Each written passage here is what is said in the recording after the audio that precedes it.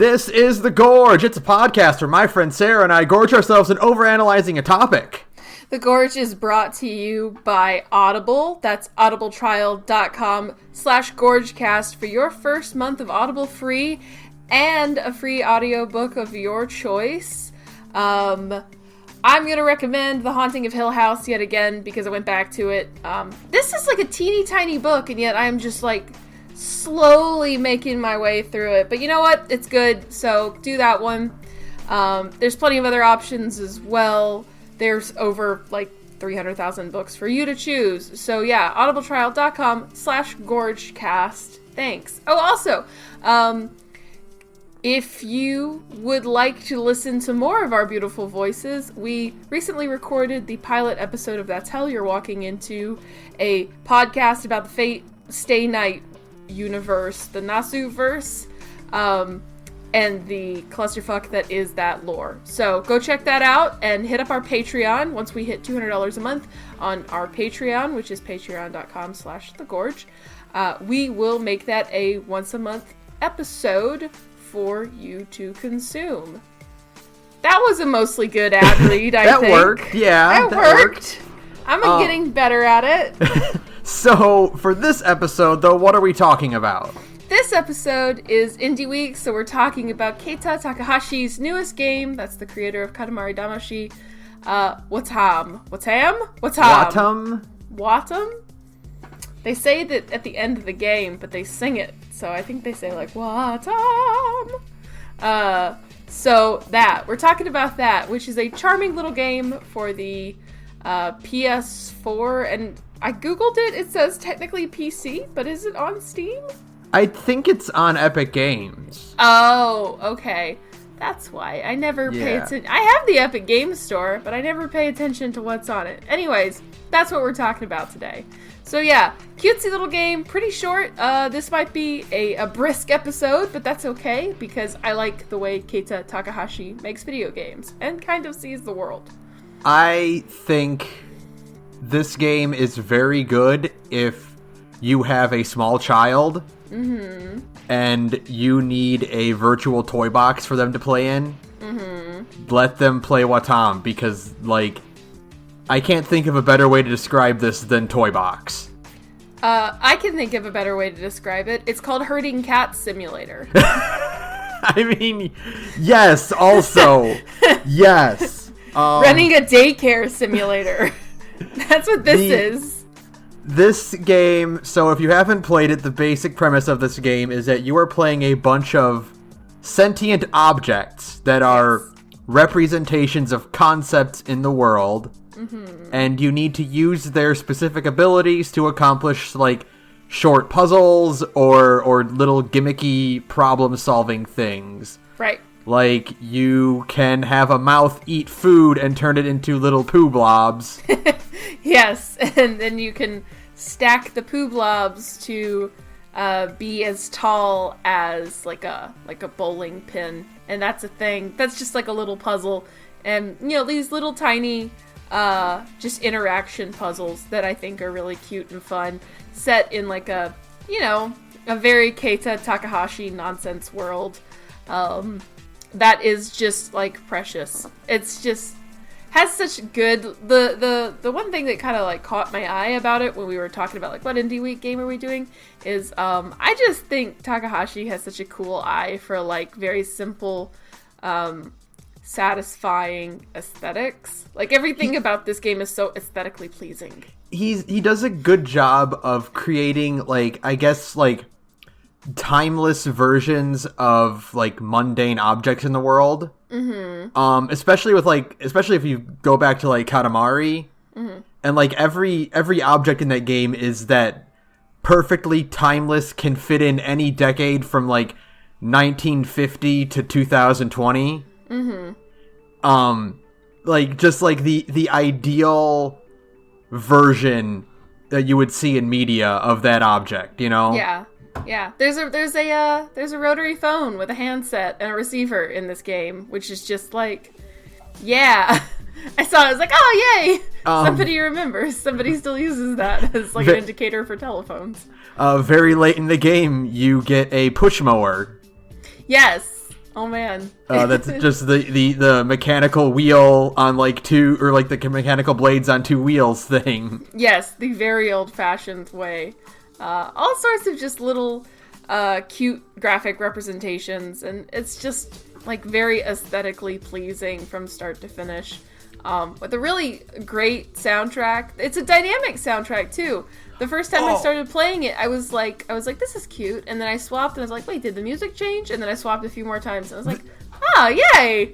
The crazy variants you get in... Oh man, there's so many. There's like, based on what character you've got selected, and where they are, like which season they're in, and also which of the like vehicle characters they're riding. It will change. It's got like, there's like 4 different versions of each soundtrack based on who you are and where you are. Right.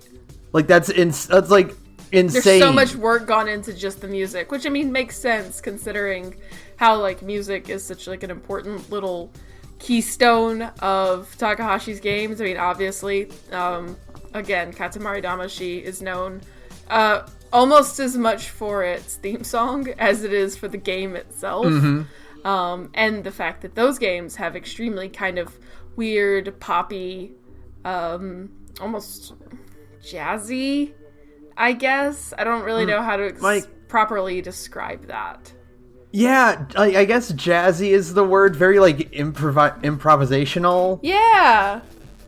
Like, you know, not like inconsistent, but like I don't know music terms, but like just like the way it flows and changes constantly. That's bebop, baby. Yeah, there you go. That's the word. There we go. But yeah, no, it's all like to hear it kind of change and morph as you swap through characters and stuff. It's just like, oh yeah, there's a lot of like love and work that went into this little nugget of a game. It's about 3 to 6 hours, depending on how much you want to kind of fuss around and twiddle your thumbs. Which is, you know, perfectly, like, you know, a good amount of time, and it's something you can kind of go back and experiment with. It seems like there's still stuff you can do after the credits roll. I did not, so, I don't know how the extent of how much there is still after the game. There are a few things you can do, but like most of the post-game stuff is like just objectiveless, like run around and do things with the different characters. Okay. Like, you know, basically once you beat the game, it just becomes achievement hunting. Okay, that's fine. And I have no idea what the platinum for this game looks like, but that is like a nothing percent. I feel like there are objects I didn't unlock. I was going through the list toward the end of the game, and I was like, I think I missed a few. At least I think I did. But yeah, there are a few that like are either unlocked post game or like you have to do like the one major side quest in the game, which is the bowling pin stacking. Yes. But beyond that, like you basically get everyone by the end. Okay. But yeah, no, it's just this little interesting, charming puzzler, I guess is a good way to call it. That is kind of the most interesting thing about it is like twofold, is that one, it is like explicitly a children's game, but like not really, because Takahashi so I was, before like prepping for this video, I watched Writing on Games has a video about Keita Takahashi and the power of play. I actually follow him on Twitter, and he was agonizing over the fact that, by the way, this is like a divergence for just a second. YouTube is like the worst platform ever, and it sucks that we're all kind of forced to use it as like a means to distribute video, because Writing on Games put this video out, and it didn't get a lot of like traction, and YouTube was sending him like messages like, hey, this video sucks, people aren't watching it, maybe you shouldn't make anything like this again. And it's like, thanks YouTube, that's totally demoralizing. But no, he was mentioning that on Twitter a lot. It was like, this is a game that like he really enjoyed because he's a fan of Takahashi's games. And it was just kind of getting like sidelined by the whole YouTube algorithm, essentially. But anyways, I watched that video to kind of prep and, you know, kind of listen. I like to hear other people's, like, thoughts and stuff, especially when it comes to more, abstract games like this, to hear other people's interpretations. And he actually told a story that I had never heard of before, and I think this is great. Takahashi was hired to design a children's park in London, and like the designs are completely bonkers. It was never produced because it wasn't even like a matter of like safety. And some of these designs for this park are like 50-foot long slides. Oh, okay, yeah. And like massively tall jungle gyms and all sorts of interesting things like that. But it wasn't even for safety. It was that they weren't sure it was commercially viable. And like, is that not the story of Takahashi's entire career, in a way, is being like, this is a cool, interesting idea, but it's not getting made because we don't know how much money it can be made off of it. And yet, like, Katamari got, what, like 5 sequels? Yeah, absolutely. You know, it's like, no, this is perfectly, you know, unfortunately I never played Nobi Nobi Boy, which I might, you know, go back and do at some point. But like, or Nabi Nabi Boy, I don't know how to say any of this guy's games. But like the whole point was that like the theme or the playground was designed not just for kids, it was actually designed with adults in mind too. Like this was a thing that it was like, he said, well, kids, you know, like parks don't have to just be for children. Like why should a park only be for kids? Why does it have to be that like parents just sit around and talk to each other and be bored while their kids actually enjoy play? Which I think is maybe like the thesis statement of his entire library of games, which is this concept of like the power. I mean, you know, obviously it's in the video title, the Writing on Games did, but it is really important, is the power of play, and like what play kind of does even for adults, because we're told pretty often that like adults don't really get to like goof off the way that children do. And so I think the important thing of like Takahashi's games is this concept. He actually made an AR game. I didn't know that as well. Oh wait, really? He made an AR game for your phone where you can kind of sweep it over the room and it reveals like little cartoony things. I had no idea about this. Oh, that's awesome. And it's like little cartoony things all over your house, and it was the idea of like, you know, a hidden world. And it kind of goes back to this idea that, like, you know, engaging in play, even as, like, adults, is, like, super important. And the idea of all of his games goes back to this idea of whimsy being an important thing for adults to engage in.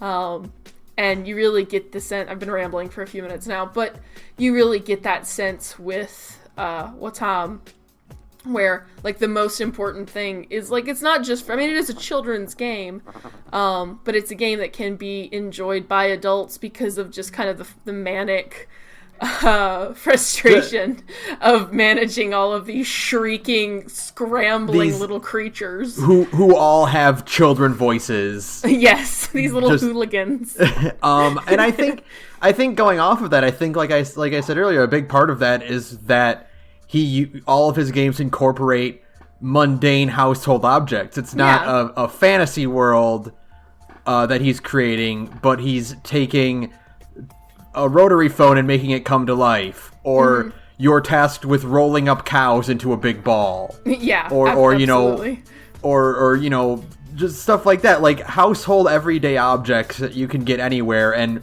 making them the target of this sort of whimsical, you know, fantasy adventure, you know? Yeah, absolutely. It's making the ordinary extraordinary. And to kind of like have you kind of look around and see like, you know, there's like little simple interesting things in the world. And that's kind of like a, you know, because Katamari has really blatant anti-consumer, like kind of consumer themes, or just this idea of like overconsumption, anti-overconsumption, I guess is a better way of putting it. Where it's like you can just take all of this crap and roll it up into a ball, and there's so much of it that it can, you know, be used to form star systems. And And then there's, like, Wattam kind of comes back and says, like, well, no, your everyday objects that, you know, kind of surround your life do have, like, meaning. Like, we, like, kind of imbue them with meaning. Mm-hmm. And that they can kind of represent, you know, they can be representative of more childlike and enjoyable things to, like, a degree. You know, like, it's not an argument for asceticism, but more so to kind of, like, look around and see, like, the joy in very simple, normal things. You know, it's when the baby or the toddler is playing with measuring cups. Yeah, absolutely. You know, it brings to mind, like, that whole idea of not just toys, but, like, making fun out of household objects and stuff. Mm-hmm. I kind of get the feeling like that's, like, the specific part of, like, childhood and youth that he's trying to recreate with these kinds of titles. Actually, yeah, that's exactly it, because he said one of the inspiration, it's actually cute. He mentioned, if you look at the credits in the game, they say that the one of the little characters is labeled as inspiration, and it's I think it's like Sawa Takahashi? I can't remember. It was a very short name. Anyways, it's his 2-year-old son. Aww.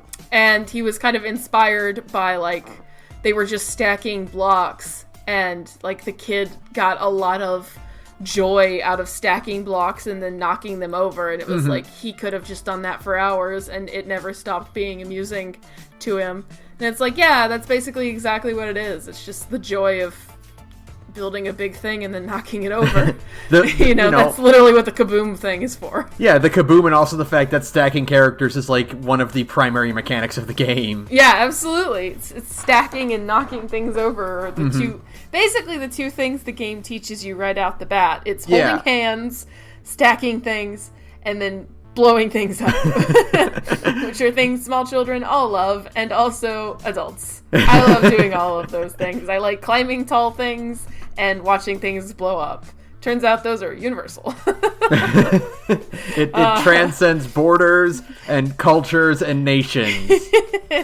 The love of kaboom. And that's true, actually. It is. That's actually really funny, because in the game, it's like you have 4 different languages in the game that people communicate in. It's English, Russian, Japanese, and Korean, I think, are the 4 languages. I think so, yeah. And it's like, yeah, you know, there's translations and stuff for it, but, like, the universal joy of stacking things up and knocking them down is expressed pretty perfectly in this little teeny tiny game, which I just think is great. Yeah, and specifically in the fact of, like, that's the way the different mayors, like, bond after the initial language barrier is, oh, we can explode together, though. We can all go kaboom. And it's like, that's right. You can go kaboom. You understand each other. So yeah, I think that's neat. This kind of this idea of childlike enjoyment of mundane objects. It's like a cat playing with a cardboard box. Mm-hmm. Which also goes back to the herding cat simulator, because that's also what this game is.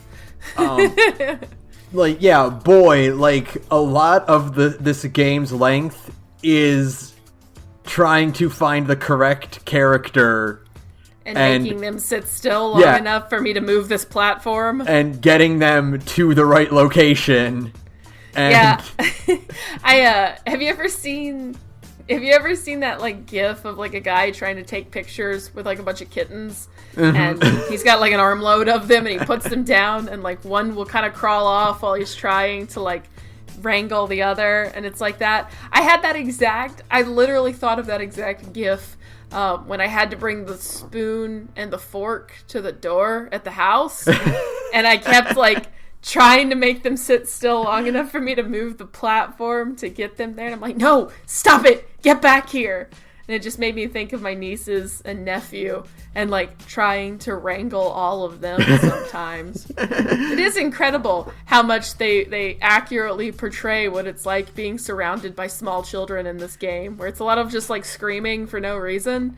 And, like, are you crying or are you being murdered? Fine. Okay. I eventually had to isolate the mouth. Because the mouth was too much of a troublemaker. You had to put him in timeout. Because he kept eating, or I think no, I can't remember. Like all of them have names on top of being objects, which also is like an adorable little touch. Of course. But the mouth I eventually had to isolate because it kept eating the Iruka roe, the little fish eggs. Yes, okay. It kept eating them and then making the others cry because they were separated from their family. And so eventually I'm like, mouth, you go away. you can't play with the roe anymore. Yeah. Again, that exact there's a really good I don't know if it actually exists anymore. There was a good Twitter account called Why Is My Son Crying? Yeah. And it's about like really random things like I hung up the phone. Wattam has a lot of that in there. So this idea of like, why are you crying? Please stop. I'm sorry. It's really funny just how much like these little creatures, objects act more like children than like other children in other video games, where they're just like kind of nonsensical shrieking objects. It's like, oh, okay. And that's babies. I really do like how it captures that essence perfectly of when you do get a bunch of toddlers together who have no connection to each other whatsoever, but like you're at a family gathering or whatever, and all of the grandkids like are meeting for the first time, and it's cousins who've never seen each other, but they still like immediately go to play with each other.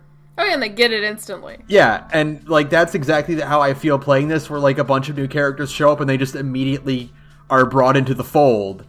And right. I do love how, like, for the most part, you can bring any character to meet any of the new characters to, like, figure out, oh, what's your deal and what do you need us to help you with? Right. It's just whoever currently is nearby. It doesn't have to be the mayor, you know? Yeah, I actually think that's one of the really interesting concepts of Wattam, is this idea that nothing is intrinsically valuable. Like, everything is as valuable as everything else. There's no one thing that is more useful, except for maybe like Kaboom. But like in general, every object has kind of the same degree of value, and they can all do mostly all of the same things. They can run and jump and climb, and like a piece of poo is as valuable as a golden bowling pin. Yeah. You know? I think that's kind of it. It's you know, everything is inherently political, and that is kind of an interesting statement to make in your video game, where it's like everything around you has inherent value in the fact that maybe it's all equal, you know?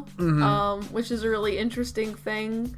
Like, there's a crown in the game, and the crown is no more important and valuable than anything else. It's like, oh, I get it. Thanks. I got it, Takahashi. I love it. The crown in my game, the crown somehow fell off of the crown character. Good. And it got picked up by the Rock, and the Rock just wore it for most of the game. Even when they were a pile of poo. I need you to, like, slowly, like when you're editing this episode, I need you to, like, during this bit, just slowly have the anthem of the Soviet Union start kind of like, bleed kind in. of start fading in slowly, just a little bit, and then fade out. And be like, not everything is about socialism or communism, Sarah, but you can find a way sometimes. Here's my 10-page political thesis about why Wattam is more socialist than Disco Elysium. That's good. Nothing is intrinsically more important, and everybody's labor is valuable in Wattam. The apple or the number 2 is just as important as, like, the tree. It's great. Thank you. I love it. It's a wonderful message to be teaching the children. You have to indoctrinate them early, folks. You love to see it. No, I'm just thinking of either the Disco Elysium characters in Wattam's art style, or imagining the Wattam objects in Disco Elysium's like nightmare style. Yeah.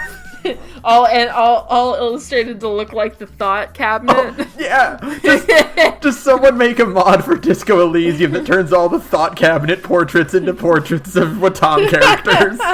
That's great. Thank you.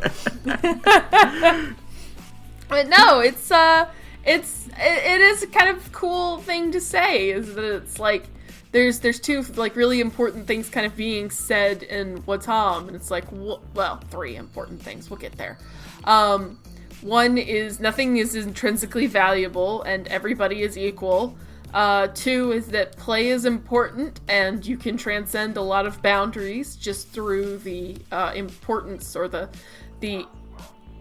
interaction of play. And three is the idea of forgiveness. It's kind of a cute, interesting thing that's like a running thing in Wattam is how easily young children forgive each other when they've been wronged. Boy, yeah, the fact that, like, characters who are eaten are immediately like, oh, that was fine. That was fun, actually. You get the running gag of people stealing the phone's receiver. And, like, he gets really mad every time, like, hey, stop stealing my receiver, it's mine, and you give it back, and they're like, I'm sorry, it's like, it's okay. It's that childish interaction you see all the time, where it's, like, instant forgiveness, and it kind of, like, that's how the game ends, is, like, it's like, hey, I did a bad thing, and you can, like, it's funny, it's the only time in the game there's, like, any kind of choice. Meaningful. With the moon. And boy, all four of those picks are really, really good. And they all mean the same thing. Yeah. When you actually read them all the way through, it's like, no, they all mean it's okay, but they're just more verbose than the first one. And I just think that's brilliant, yeah, because the first one is, it's okay. Yes. And then you get paragraphs and paragraphs of text underneath. Right, and even the one at the very bottom that like, initially when I started reading it, I was like, oh, that's kind of negative, but then you read it more and it's like, oh, no, it's like, through us all being separated and then coming back together, we have learned how valuable we are to each other. So, thank you. You taught us an important lesson. It's like, oh, I get it. Okay, that's good. Like, every choice basically is the same thing. It's just like, yeah, you do have to eventually sometimes forgive, like, the people who wronged you, and to kind of take, like, a childlike view of the world occasionally and be like, it's okay. You know, like, we recovered from it, and now everybody is fine. And it's like, that's nice. That's a pretty good thing to be telling people. Basically, it's just like this idea of, hey, sometimes the thought patterns of small children are pretty good, and you could learn a lot from them, which is, you know, that's good. I wonder what this game is saying by the fact that a bunch of different nations have to come together and pitch their efforts universally to save the Earth. I don't know, man. I wonder if they have anything behind that could possibly mean something. No, don't worry about it. It's just a children's video game. It is socialism and also environmentalism. Well, it is aggressively an environment. All of his games are pretty aggressively environmentalist, really. It's this notion of, you know, anti-overconsumption and, like, you know, kind of trying to preserve the stuff we have, and having to function together despite being, you know, a wide diaspora of people having to come together and set aside differences in order to fix a broken world. Man, I mean, I wonder what that could mean. I mean, literally, again, not to cite the writing on games piece one more time, at the end of the video, he literally has a quote from Takahashi that says, "Making a better environment for playing games is identical to spreading peace." Oh, I like that. It's good, right? It's really good. Making a better environment for playing games is identical to spreading peace. And it's like, that's not just, I mean, like, yeah, it's about video games, but it's also, like, the idea of just, like, again, how important it is to play and enjoy yourself is, like, if you can make a world that is conducive to allowing yourself to play and have fun and not always be so, like, concerned with busting your ass, then you kind of have essentially started the process of making people more happy and peaceful. This idea that play is more important than work, which is true. It is true. It is true. It's really cool. Yeah, it is vital to his philosophy of making video games, but is also important to just like a general philosophy of viewing the world, where being able to play is identical to spreading peace. It's really good. Yeah. So I also the story in this game, like just the core story, is also like surprisingly thought out for a gimmick, like a gimmick game like this. Right. Just going back, like it's a post-apocalypse game if you think about it. Yeah, the world blew up and you have to put it back together, and it's like it's neat to get these little moments. I guess one of the important things of the game is unlocking interior spaces, which is funny because the final thing is unlocking your house, which is an interior space. Because like everything else is out in the open, but the story segments all take place in kind of interior, cordoned off spaces. There's like the message from the future and stuff, which was neat. Those, by the way, the aesthetic in those like areas so good. Is so good, and like nothing. There's that one where you go to like the dungeon area. Yeah. And it's got this like really, really sharp dynamic lighting that is nowhere else in the game. Yeah, the really moody lighting coming off of the fire, and it's like this is something they put together solely for like one little tiny area of the game, because everything else has that very matte kind of flat coloring that was in Katamari, and it's like, oh cool, you came up with like this a different aesthetic, and they did it again with the message from the future of like something that looks completely different that lets you kind of know like, hey, this is the story section. Yeah, it's not, I mean, there isn't a lot of story, and it's of course just like a small children's like fable. Fable fairy tale thing. Yeah.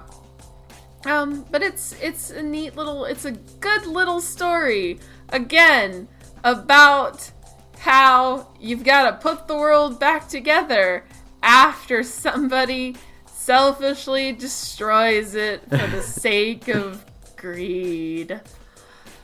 I wonder what it could mean. I don't know, man. I got no idea. I'm not a philosopher-tician. What is this? Some kind of video game analysis podcast? I've never analyzed anything in my life. We ain't know shit about nothing about video games. I don't know nothing about video games, and that's how it's gonna stay. I'll just keep playing fucking Fallout 4 until the day I die and not think about that at all. There's definitely nothing there. I'm the WoW cool robot guy. In that meme. That's me. That's what the title card of this episode's gonna be. It's gonna be wow, cool robot. It'll be like wow, funny toilet. The message going over my head is how we must all come together as like a unified species in order to save ourselves from climate apocalypse. Yeah. That's me. I've never thought about anything deeper. I know men who use subtext and they're all cowards. Oh my god. But no, I enjoyed Wattam. I told you this would probably be a short episode. You said you had notes of other things you wanted to cover. Well, not really cover, but just a few things I wanted to make note of because, like, they really caught my attention. Not anything, like, super deep or anything, but just, like, the best joke in the game, being when you go down to, like, the dungeon area where the book is. Yes. And the book is behind a barred gate, and it's chained to the wall. And when it breaks the chains, it closes. It just slides through the bars. Excellent visual gag. It's hilarious. Oh man, that's true. That is a good one. There also is when you are tasked with finding and playing tag with the 6 row eggs, and when you find all 6, it plays the Final Fantasy victory fanfare. Oh, the prince is at the end of the game. Did you watch all the credits? He stuck the prince in. He's you can get him. What? He's one of the bonus characters. Him and Nobi Boy. If you go to the post game, the moon is one of the new like travel vehicles you can get on. Okay. But because he's round, you have to climb on him. Oh. And if you get a character to the top of the moon, the prince is there. Oh my god! How wonderful! And then the prince wants to go to the summer island, and when you climb to the top of the summer island, Nobi Boy appears. Oh my god, that's great! Yay! Yeah. And when you have the prince selected, his background mix is the na na na na na na na na. It's great. Like, it's so cool. That's okay. I didn't know that. See, that's why she kept playing after the credits. But I was just so happy to see the prince in the credits. It's like, yay, good. So. And then also, like, just a quick mention to the futuristic gadget for being the exact opposite of what I talked about in the beginning of this. Oh, yeah? Where everything is, like, very universal default objects, and then you have a tablet. Yes, yeah. Very starkly modern object compared to a rotary phone or, like, just a regular spoon and fork. Yeah, it's funny. I guess because I was so used to, like, more rudimentary versions of objects that we've seen in the game so far, I was like, what is this thing? And it took me a second to, like, register that it was a tablet. I was like, oh, right, those things exist in the world. Those are truly futuristic devices, though. Like, they are. It's like, oh, right, we're living in the future, and it sucks. Never mind. I love that the mayor eventually gets a Master Sword Keyblade. Yes. Like, it's straight up called, like, the Master Key Sword. I think they even mention, what is in the object description when you first get it, they make a pretty, like, nudge nudge reference to Zelda. I can't remember what it said, but when I read it, I was just like, oh, yeah, that's a Zelda joke. Okay. So, they know what they're doing. Yeah. Also, and, like, finally, like, the faces on all these characters are so expressive with such... Despite being so simple? Yeah, with just the, like... The beady little dot eyes only have, like, 4 variants between them, but just by mixing and matching them, you get so many different, like, personality quirks out of all of them. The little one where it looks like they've got eyebrows, even though none of them have any eyebrows. The one where it looks like they've got, like, an eyebrow raised. It's so cute. Like, it's their little thoughtful face. It's so good. It's such a cutesy little, like... It's very, it makes me think of a lot of merch I saw while I was in Tokyo. There is, by the way, this is a little thing. I think it's in Kyoto. I'm not sure. There's a poo museum in Japan. Incredible. It's just about, like, poo. And, like, the little stack, the poo emoji, basically. There's, like, they have, like, a ball pit of that, and just, I'm like, yeah, okay, sure. Sure. I wanted to go while I was there. We didn't have time. Japan really does love that design, huh? I mean, There is something inherently funny about like a little cartoony stack of poo, I have to admit. The intrinsic humor of the poo emoji. That's actually what all of Takahashi's games are about. Is that, like, poop jokes are just funny, y'all. They are. They're universal. That's it. They are also the universal category, along with blowing things up and holding hands. And climbing things. That's the fourth one. The four horsemen of the apocalypse. Yeah. The last one is poop jokes. The four horsemen of friendship. It's that everybody laughs at poop jokes equally. It's true, actually.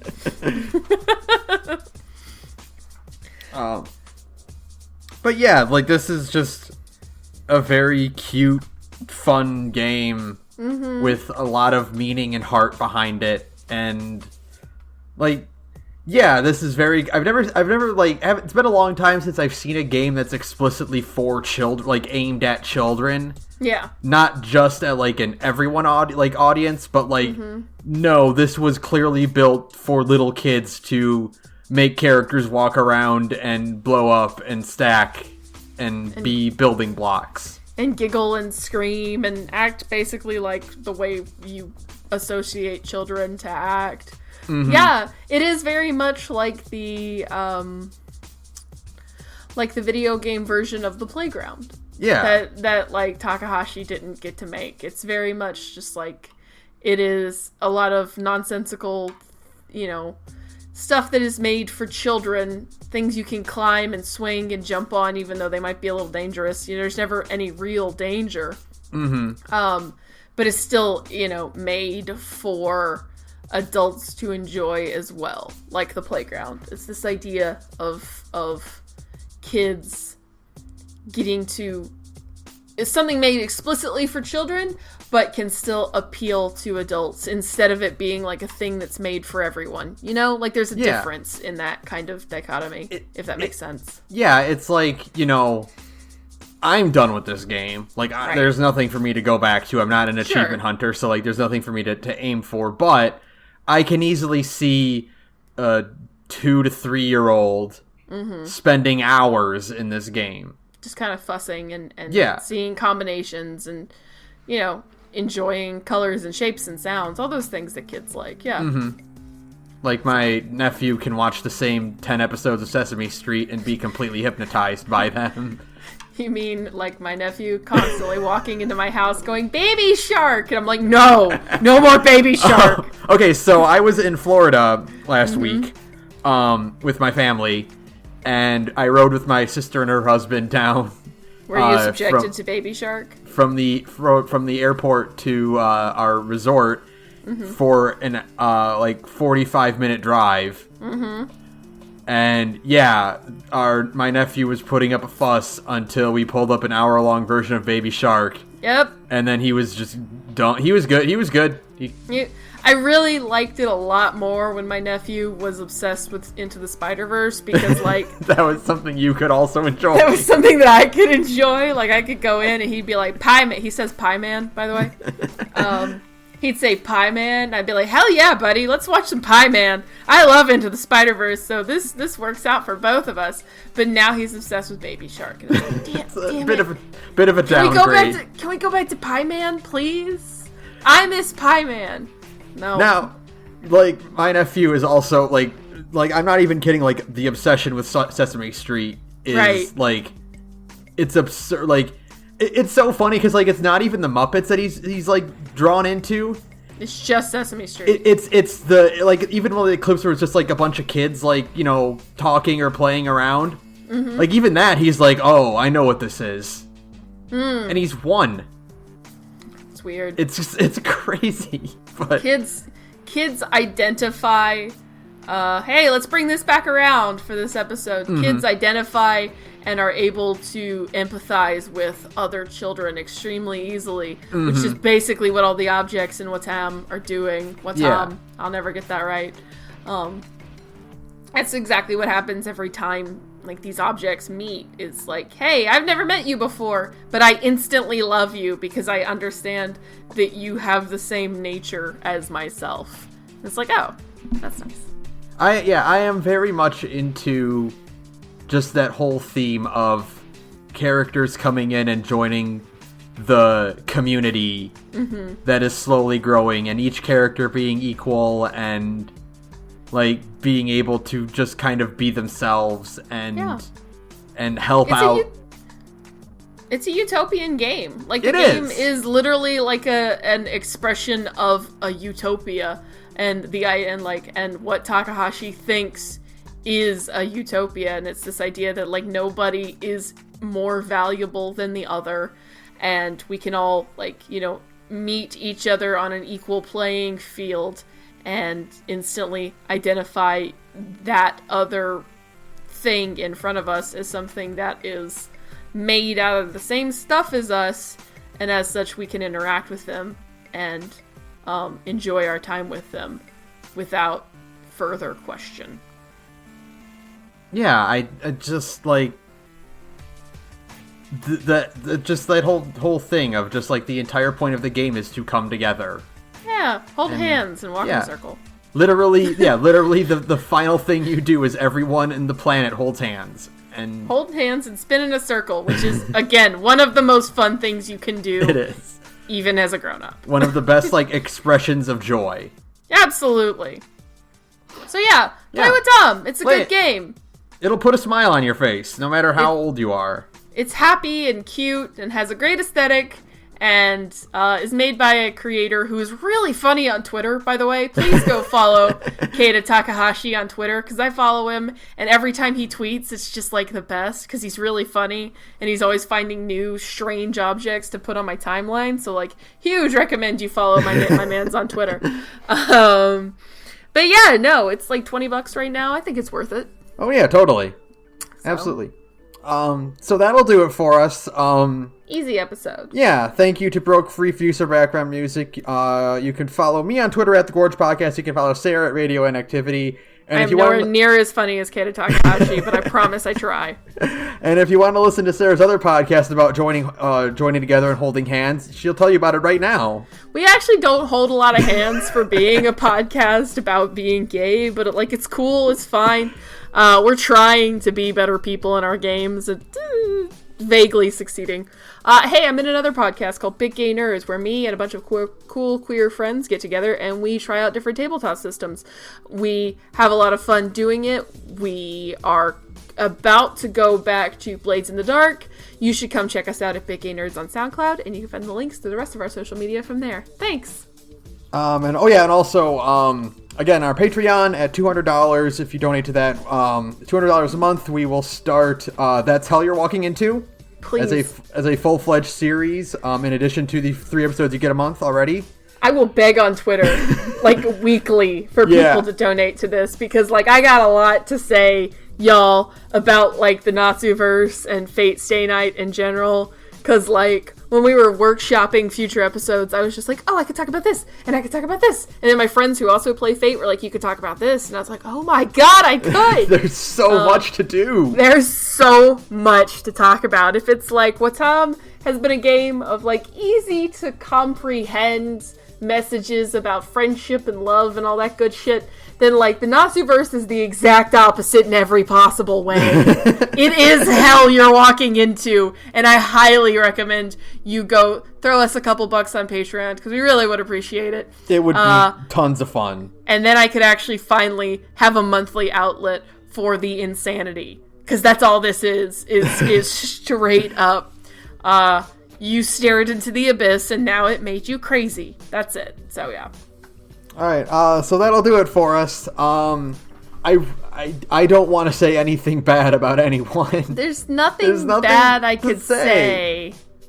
Except... I'm not going to say the F word about it, but again, mouth, go away. Stop eating my friends. Can you all please stay in one place for 5 seconds? That's all I'm asking you, kids, okay? I take my eyes off of you for 3 seconds, and you're in another season. Come on, I need you here. Good night, everyone. Good night, everyone.